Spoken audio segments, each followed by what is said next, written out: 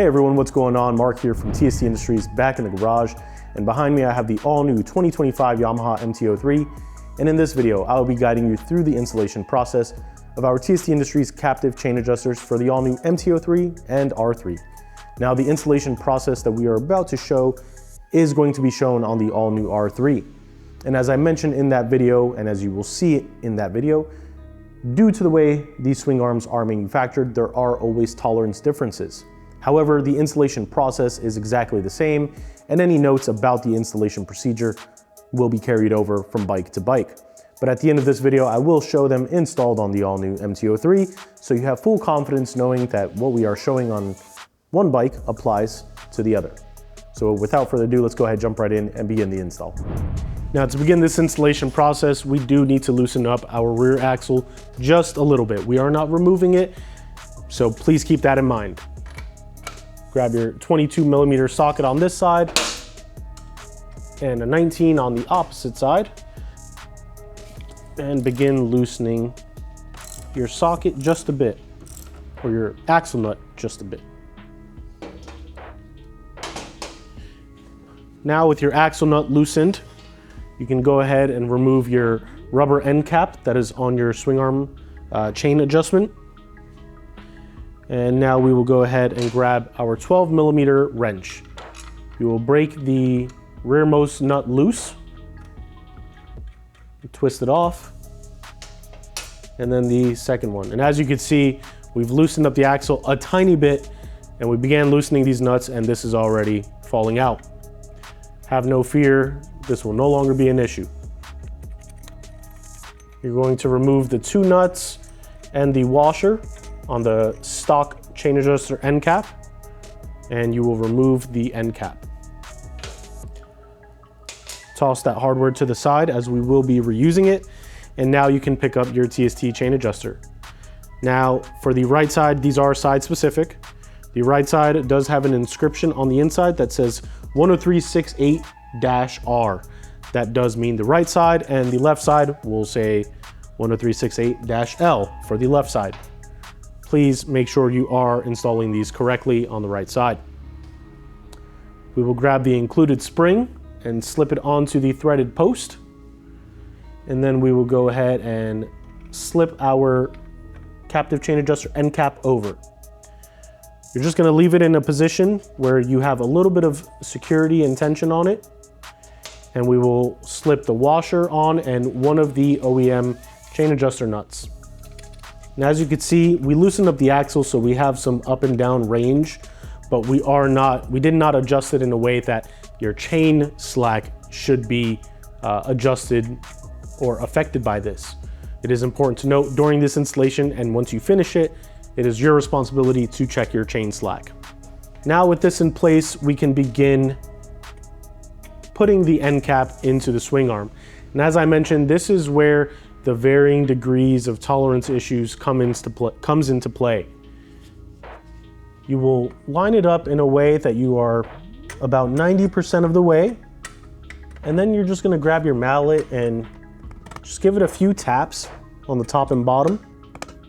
And you can see it's going right in, gently tapping it in, working it in evenly so that you do not become skewed in the swing arm and ultimately cause additional stress on this entire assembly.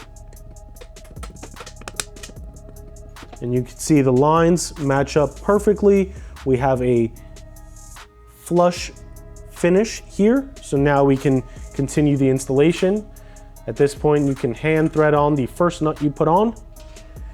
Grab your 12mm wrench and tighten her down.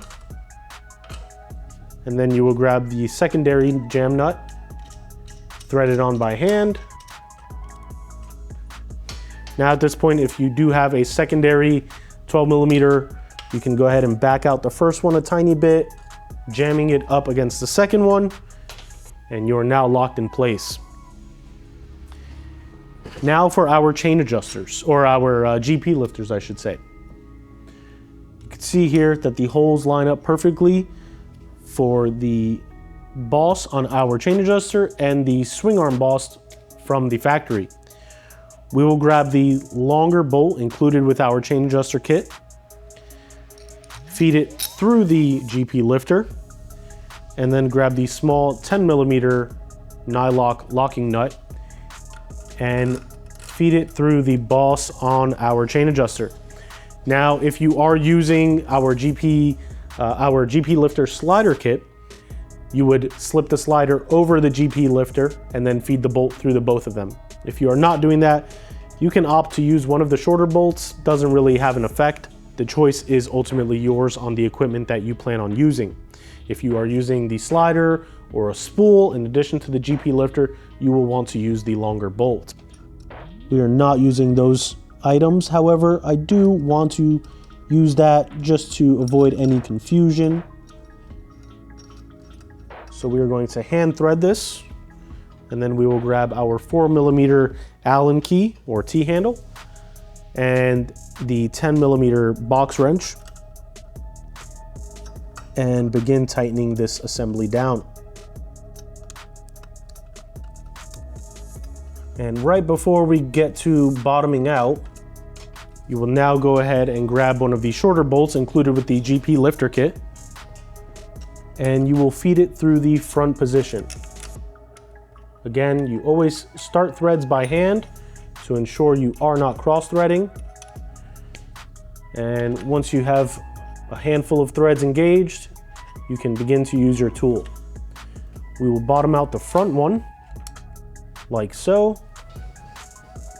And then we will bottom the rear one out and lock it into place.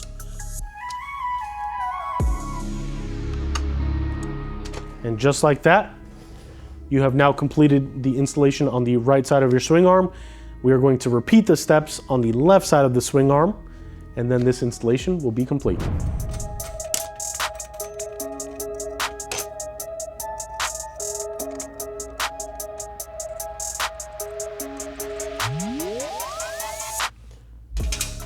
Just like that, this installation is now complete.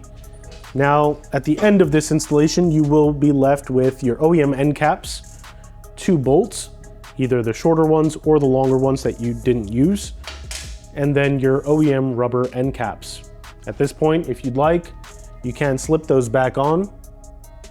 And the very last step is to torque our axle nut back down to 42 foot-pounds or 57 Newton meters. Before doing this, please ensure you check your chain slack. You shouldn't have adjusted your wheelbase at all during this installation, but right now, before you torque your axle nut down, this is a perfect time to check your chain slack. I've already done that, so at this point, we're gonna go ahead and torque our axle nut. And we've set our torque wrench to 42 foot-pounds or 57 Newton meters.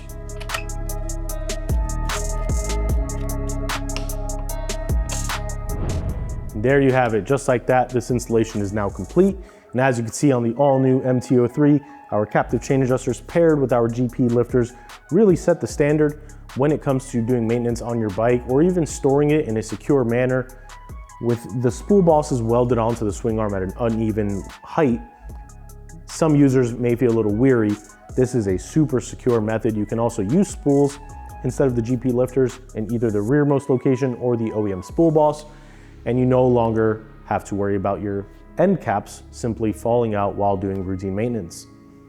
So if you're ready to hit buy now, you want to see what else we have available for the all-new MT-03 or any other bike that may be in your garage, please be sure to stop by our website, tstindustries.com.